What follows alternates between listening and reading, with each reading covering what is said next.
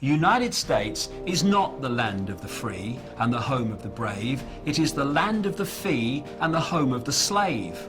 And more Americans are waking up to that fact, and hallelujah to that, because only if they do so and then act upon their new perception will they truly have any chance of living in a land that is anyway associated with freedom, and a land that makes a contribution to peace in the world, not a contribution to more and more slaughter, more and more conflict, and therefore more and more acquisition of people and land. The world is headed towards a society, a global society, very much along the lines that was described by George Orwell in his book 1984. I'm almost hesitant to use the phrase, the world is heading, because the world is to a large extent there. It's not a case of whether we are going to allow the world to go into a police state. We already are in one.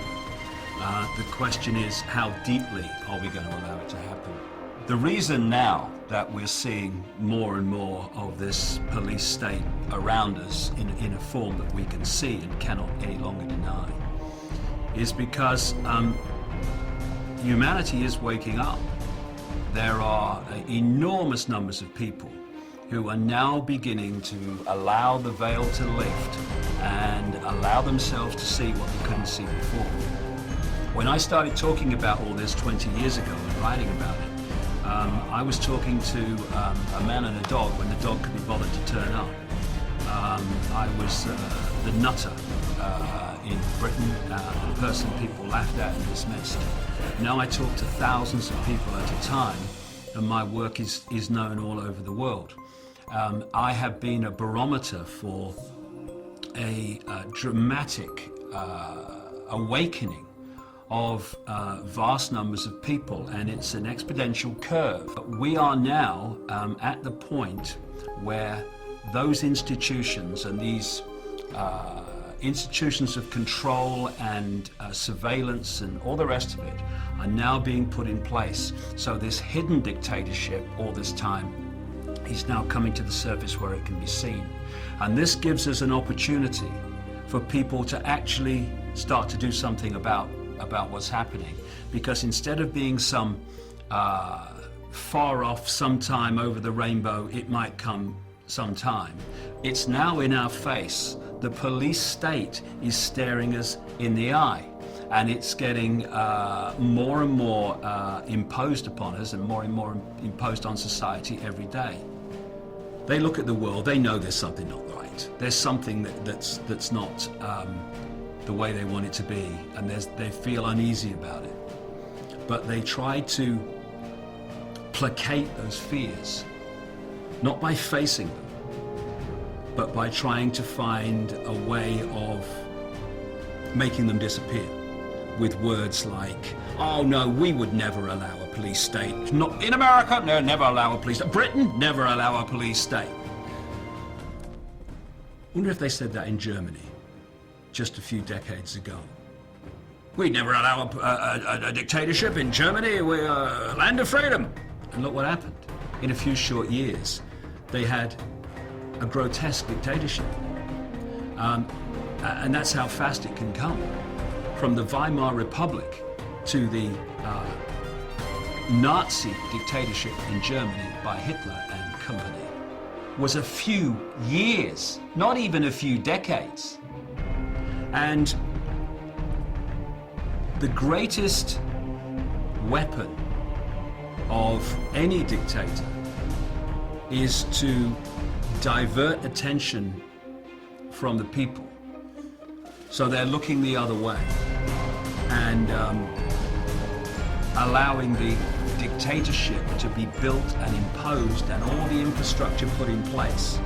So by the time they absolutely have to face reality, it's all there, it's all done.